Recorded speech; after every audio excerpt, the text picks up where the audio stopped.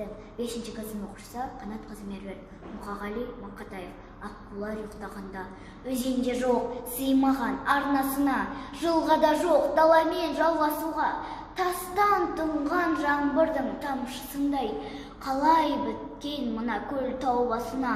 мөлдірейді, қарайды қарғашынға, жалғыздықтан жамандық бар ма сірә. Қанша ғасыр өттікен, қанша заман, қанша ұрпақ кеттікен, қанша мадам, қанша шырша өстікен, құлады екен, жетім көлден қараудан шаршамаған, жетім көлден су ішкен қанша марал, қанша киік қалды екен сай-салада, қанатынан үзіліп ән самала, қанша аққу кетті екен аңсаған ән, ортаймайды жетім көл толмағанда, болған өмір ұқсайды болмағанға,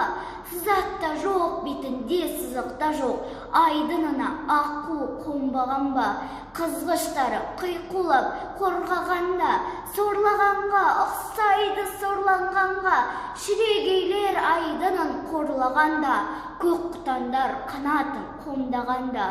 беу дүние-ай аққулар оралғанда, жетім көлдің иесі жол алғанда, жетісіп бір жетім көл қалушы дау, тынушы дау теңселген қар орманда, таянғанда аққулар күн арманға, басушы дау баязы бар арманда, қанатынан аққудың балапандап, ән ұшатын сымпылдап таң атарда,